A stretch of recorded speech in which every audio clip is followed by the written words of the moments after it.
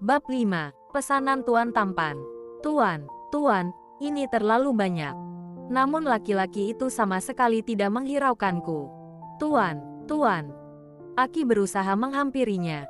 Namun pria tampan itu sudah masuk ke dalam mobilnya. Lebih baik kembaliannya nanti aku antar ke proyek saja. Bergegas aku buatkan pesanannya. Selagi Raihan masih digendong Bang Adam.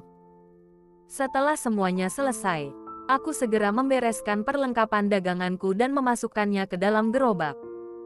Setelah semua rapi, aku meraih Raihan yang sudah tertidur di pangkuan Bang Adam. Loh, bukannya kamu mau antar pesanan bos proyek tadi? Tanya kakak iparku itu. Iya, Bang, Raihan aku bawa aja. Biarlah Raihan sama aku dulu. Sana kamu antar pesanannya. Jangan Bang, nanti ngerepotin. Proyeknya jauh, nanti kelamaan aku ninggalin Raihan. Repot apa? Udah sana jalan. Ya udah deh kalau maksa. Aku jalan dulu ya, Bang. Bang Adam mengangguk masih tanpa senyum. Kenapa laki-laki baik itu susah sekali untuk senyum? Namun Raihan selalu merasa nyaman setiap bersamanya. Aku berjalan kaki membawa 20 bungkus nasi rames tak lupa beserta kembalian Tuan Tampan tadi. Letak proyek itu cukup jauh di ujung jalan ini.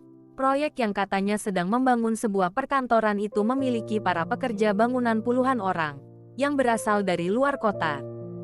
Aku memasuki kawasan proyek yang ramai dan bising.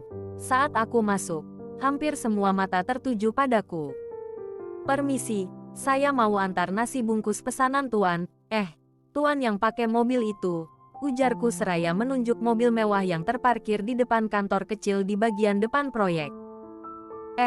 Si Neng, cantik-cantik kok jualan nasi. Hai cantik, jadi pacar abang aja ya? Wah cantik banget, Neng, kayak artis sinetron. Para pekerja itu bergantian menggodaku. Aku jadi risih karena menjadi pusat perhatian di sini. Bagaimana tidak? Tempat seluas ini isinya laki-laki semua. Sekalinya ada perempuan masuk, mereka seperti melihat mata air di tengah-tengah gurun pasir. Pesanan nasi bungkus ya, mana sini? Seorang laki-laki berpakaian lebih rapi daripada yang lain, memanggilku. Aku menghampiri laki-laki itu yang mungkin adalah mandor proyek ini. Ini, Pak, ujarku seraya menyerahkan 2 kantong plastik besar nasi bungkus. Sudah dibayar belum? Sudah, Pak Mandor. Ujarku pada laki-laki yang di dadanya tertera nama Mandor Haris. Baiklah, Pak Mandor. Sebentar, sanggahku ketika laki-laki itu hendak berbalik badan. Saya mau bertemu dengan yang punya mobil itu. Pintaku seraya menunjuk mobil Mercy hitam yang terparkir di depan kantor proyek. Mbak ini mau ketemu Tuan Yuda. Tanyanya lagi dengan wajah tak percaya. Nama pria itu ternyata Yuda. Aku mengangguk. Pak Mandor itu terlihat ragu. Sesekali melirik ke kantor proyek yang terletak beberapa langkah dari tempatku berdiri. Sesekali memandangku tak percaya. Kemudian laki-laki itu masuk ke dalam kantor proyek. Dan tak lama kemudian keluar kembali menemuiku. Maaf Mbak, Tuan Yuda tanya ada keperluan apa? Astaga, sombong sekali. Tidak bisakah dia keluar sebentar? Aku hanya ingin mengembalikan uangnya. Kalau itu, kata Tuan ambil saja kembaliannya. Apa? Ini terlalu banyak, Pak. Sahutku seraya mengeluarkan uang itu dari dompetku. Kemudian memberikannya pada mandor itu. Saya permisi, ujarku seraya berbalik badan. Tunggu, aku tersentak ketika mendengar suara berat dari seseorang. Ada apa? Tanya pria yang bernama Yuda itu. Nggak jadi, Tuan. Saya permisi. Dasar pria sombong. Aku buru-buru melangkah keluar proyek. Kembali ke tempat aku berjualan. Mbak, terdengar suara mandor itu terus memanggilku. Dengan berat hati aku berhenti dan menoleh kembali ke belakang. Ada apa, Pak Mandor? Tuan Yuda mau bicara, Mbak. Aku melirik pada pria yang kini berdiri tepat di depan kantor itu seraya bertolak pinggang memandangku.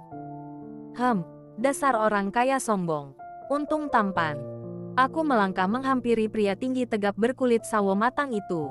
Mata tegasnya menatapku tajam. Tuan panggil saya. Mulai besok antar 50 bungkus makan siang ke proyek ini. Ingat, setiap hari. Apa? 50. Baik, Tuan. Terima kasih. Haris, berikan uangnya. Sontak mandor itu lari ke dalam, lalu kembali menghampiriku memberikan sejumlah uang dalam amplop. Ya Tuhan, terima kasih atas rezekimu. Terima kasih Tuan. Aku kembali menoleh pada laki-laki bernama Yuda itu. Tiba-tiba dadaku berdegup kencang.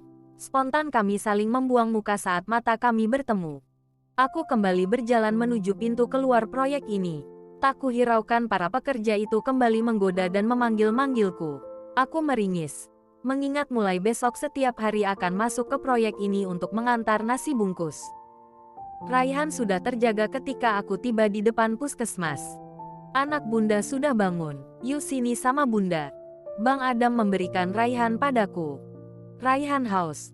Bunda, ujar Bang Adam membuatku menahan senyum.